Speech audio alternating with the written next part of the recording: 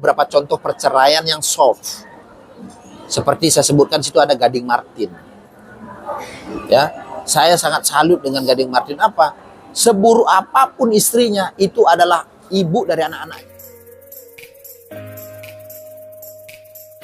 Lawyer di TV, perihal masalah rumah tangga. Gimana itu? Sebenarnya ranah daripada hubungan privat antara Paula dengan Baim itu sebenarnya tidak perlu dibesar-besarkan. Sekarang silahkan berproses di pengadilan. Apakah itu dia bisa membuktikan bahwa Paula itu memang melakukan tindakan daripada luar nuzus yang saya sampaikan tadi, bahwa dugaannya dia berselingkuh. Dugaannya. Cuman kan kita harus pastikan dulu di putusan pengadilan itu. Kalau dia berkaitan mengatakan bahwa bisa melakukan upaya hukum, bahkan dia bisa melaporkan pihak lain yang dianggap memfitnah. Kalau memang dia punya bukti dia tidak berselingkuh, tapi dikatakan orang muslim, ini bisa dilaporkan balik. Tapi kalau tidak melakukan upaya hukum, dalam azas hukum itu a contrario, pembuktian terbalik, maka secara umum kita dia mengakui bahwa dia melakukan itu. Cuman kan sekarang silahkan berproses dalam penegakan hukum. Kalaupun dia tidak terima dengan apa yang disampaikan dia sebagai seorang yang melakukan tindakan perselingkuhan tersebut, ya silahkan lapor balik bahwa ini fitnah. Tapi kalau dia tidak melakukan itu, dia hanya melaporkan etika daripada para hakim yang memeriksa dan memutus dari perkara tersebut ke Komisi Yudisial, maka itu hanya etika para hakim, bukan tentang tindakan tuduhan dia yang berselingkuh. Jadi itu harus ke pengadilan tinggi. Betul, dia pengadilannya nanti silahkan pembuktian. Kalau merasa dia tidak melakukan selingkuh tersebut, ya harus lapor balik dong ke pidana bahwa saya tidak melakukan itu. Dia buktikan itu dalam pembuktian terbaliknya bahwa saya tidak melakukan itu. Tapi kalau dia tidak melakukan itu, ya tanda kutip juga, saya juga tidak membenarkan bahwa dia selingkuh atau tidak. Tetapi yang saya lihat terakhir adalah melakukan upaya hukum pelaporan kepada Mahkamah Komisi Yudisial dengan dugaan pelanggaran etika daripada para hakim, termasuk hakim yang pada saat itu merangkap menjadi Humas Pengadilan Agama Jakarta Selatan. Bang, yang kedua, bisa gak sih yang seperti itu tuh mempengaruhi putusan dari pengadilan sendiri? Bisa saja. Maka saya bilang tadi bahwa dalam proses ini semestinya Baim Wong tidak melakukan penyebaran daripada rekaman-rekaman itu.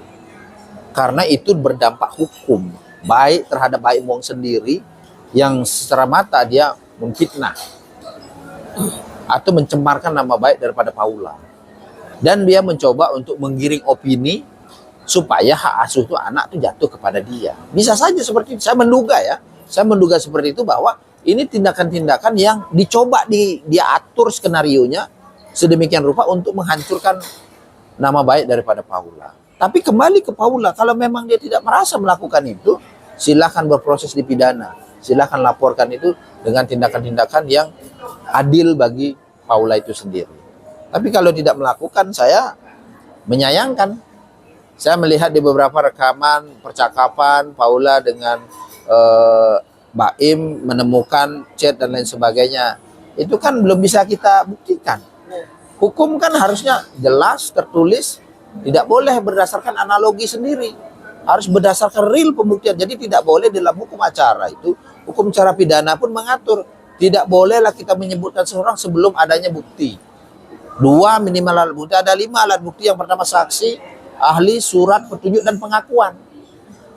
Kalau kita boleh mengatakan seorang itu minimal 2 alat bukti baru kita katakan dia melakukan. Itu pun harus pembuktian di persidangan. Tidak boleh berdasarkan analogi kita. Saya bilang hukum itu tertulis, jelas, tanpa analogi. Mungkin bisa dikatakan bahwa rekaman itu tidak bisa dijadikan bisa jadi pembukti karena belum ada di persidangan mengatakan itu benar dia seperti itu. Maka bisa dilakukan upayanya adalah laporan pidana bahwa dugaannya Baim Wong itu melakukan tindakan-tindakan untuk menggiring opini, mempengaruhi putusan.